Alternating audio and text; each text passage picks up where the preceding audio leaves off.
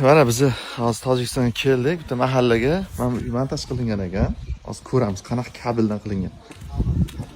Bitta ko'ramiz. Qanaqa montaj dedi? Yevro montaj dedingizmi? Yevro montaj. Hop, mana kabel alyumin. Men alyuminni nimaga qilmaysizlar deb bir video qilgan edim. Juda ko'p negativlar yozishuvdi. Mana Tojikistondamiz. Bu yoqdan ham buni. Hop, hammasi mana alyumindan bo'lgan-a, to'g'rimi? Bu yoqda mis ishlatadiganlar bormi, yo'qmi? Ha? Mana ko'rishinglar mumkin, alyumindan qilib qo'yilgan xonadon, hali bitmagan uchastka. Mana hammasi alyumindan qilingan. Hech narsa qilmaydi. Alyumin ishlayveradi. Bitta sechinani qaldirib tashlaysiz, ishlayveradi. Men videolarda qo'ydim, o'zim uyimga ham ishlatganman dedim. Yashab turgan domimda ham shunaqa dedim.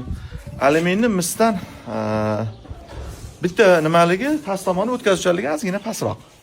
Umuman olganda, vobshe zo'r turib beradi, ishlayveradi. Hech qanaqa muammo bo'lmaydi.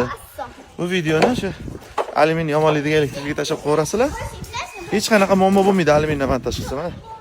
Tojikistonda ham polni alyumin ishlatishar ekan.